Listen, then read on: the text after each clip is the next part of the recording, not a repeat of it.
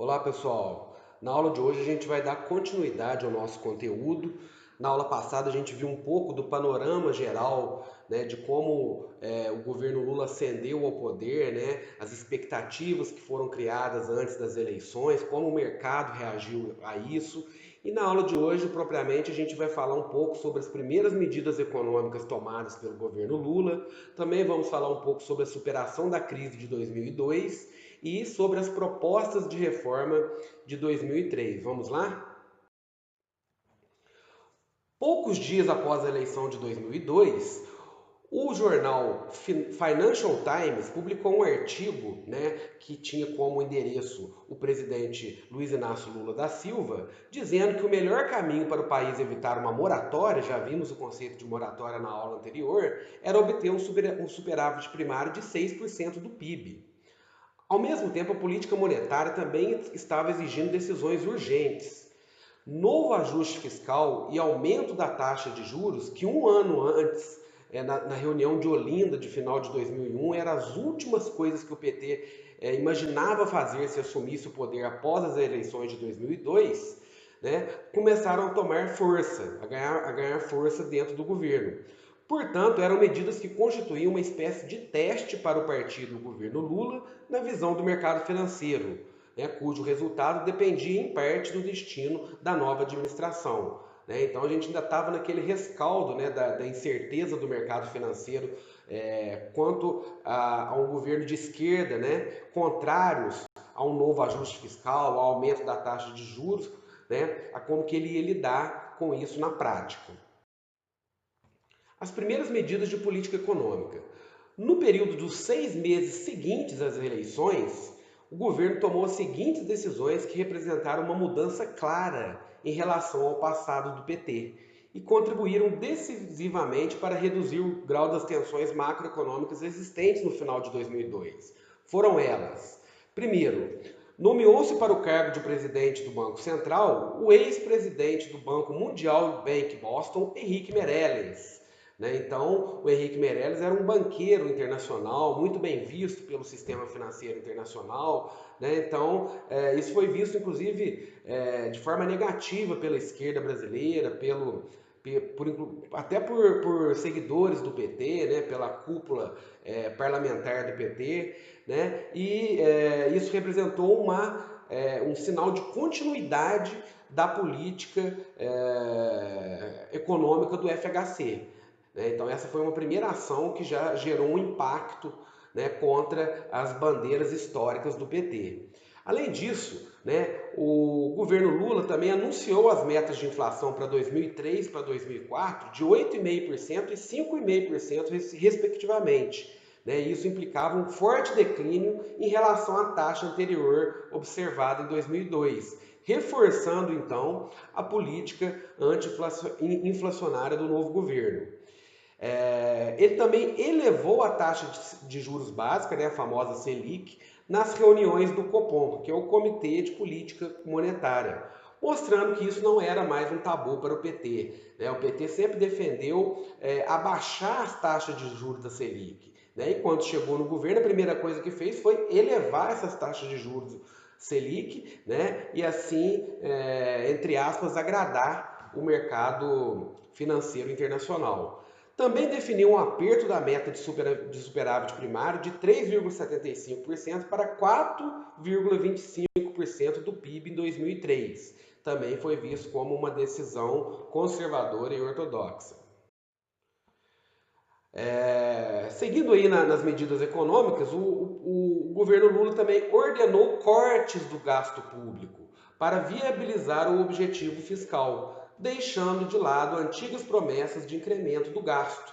Né? Então, o PT sempre defendeu aumento do gasto público, né? Investimento público para gerar desenvolvimento, né? Para avançar nas questões econômicas e o que fez na prática foi cortar o gasto público. Né? Então, a gente vê aí a diferença entre estar na oposição, né, e ter um discurso, e quando chega no governo, né, aí definitivamente você se encontra, né, de cara com os problemas, né, com as pressões, e aí você é obrigado a tomar decisões que antes você era contrário. Né? Além disso, colocou na LDO o objetivo de manter a mesma meta fiscal de 4,25% do PIB de superávit primário para o período de 2004 a 2006.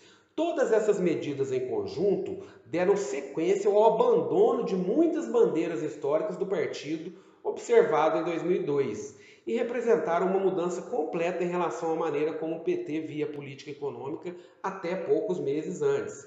Como eu disse, isso causou inclusive grande conflito, né? Muitas discussões dentro do próprio partido, né? Muitos parlamentares, né? Figuras importantes do PT abandonaram o PT, né? Inclusive o Partido Socialismo e Liberdade, né? Que é o PSOL, foi criado em função disso, né? De quem não compartilhava com aquela mudança de postura radical do PT assim que se tornou o governo, né? A gente está falando na parte econômica, né? Então, as primeiras medidas de política econômica do governo do PT foram bem conservadoras, né? Muito diferente do que eles pregavam anteriormente.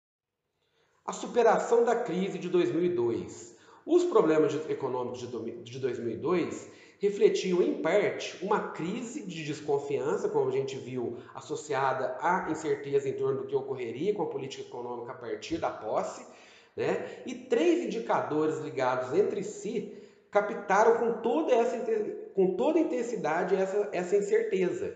Né? A gente está falando que tinha uma incerteza sobre o governo do PT e três indicadores básicos, né, mostraram de forma muito clara essa incerteza. O primeiro, o risco país atingiu mais de 200 pontos base em outubro de 2002, né, sendo que em março daquele mesmo ano, esse mesmo risco país tinha sumido 700 pontos, então foi uma mudança mais que o dobro. Né? A taxa de câmbio, que em março de 2002 tinha fechado a 2,32 dólares o real, né?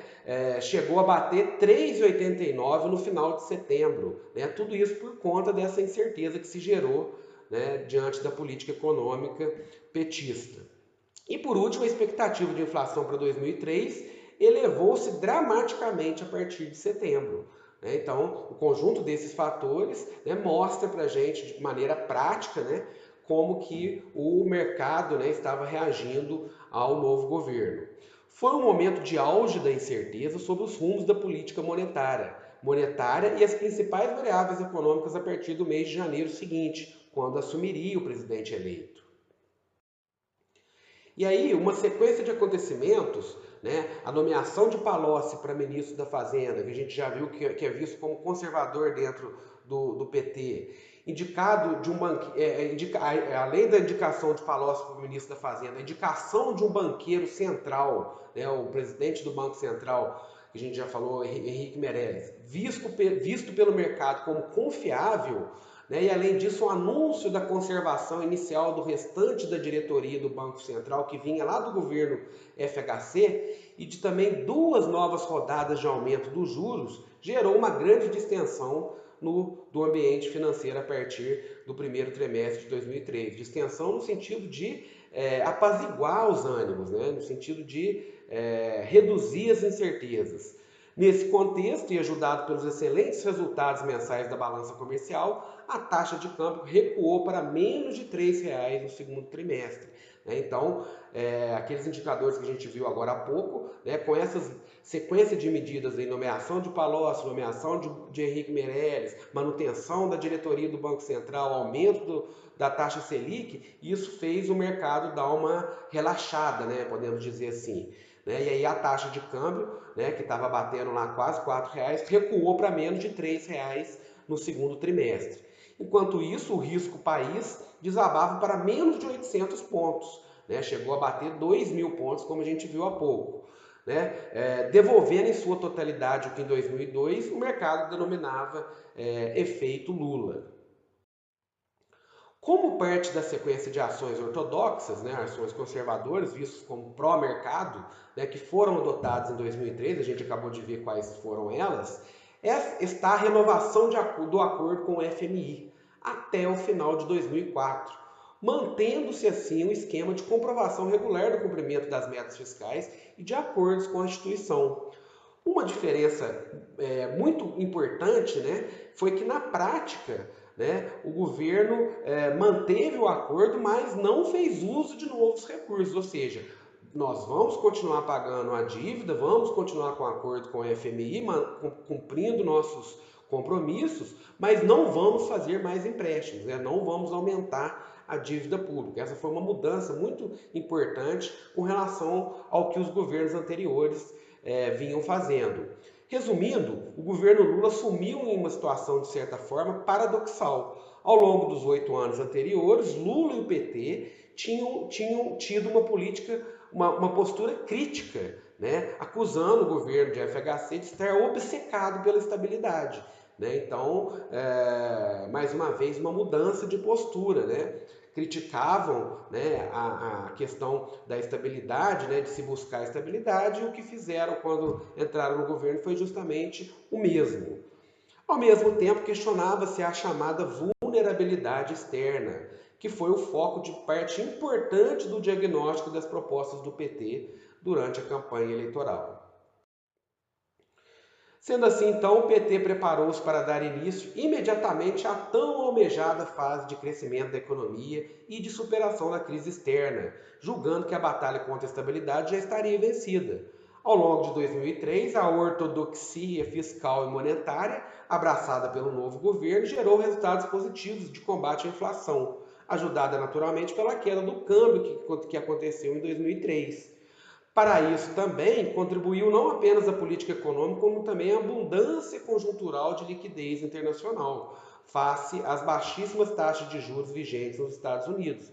E aqui é importante a gente entender, né, como a conjuntura internacional, né, como outros fatores, né, além das medidas tomadas por um governo, né, a gente viu isso. Aconteceu também na época do Plano Real, né? A gente falou como a conjuntura, né? Como as características daquele momento colaboraram para que o Plano Real pudesse ter sucesso, né? Aqui foi o mesmo, né? A gente tinha um cenário de recursos abundantes no cenário internacional, né? Então, taxas de juros pequenas nos Estados Unidos, isso ajudou, né, o governo Lula a superar a crise de 2002. Com a perspectiva de que o mercado de câmbio revertesse em parte a desvalorização de 2002, isto é, tendo pela frente a possibilidade de um importante ganho de capital em dólares, houve uma grande entrada de recursos estrangeiros, que por sua vez contribuiu para fazer cair a cotação do dólar.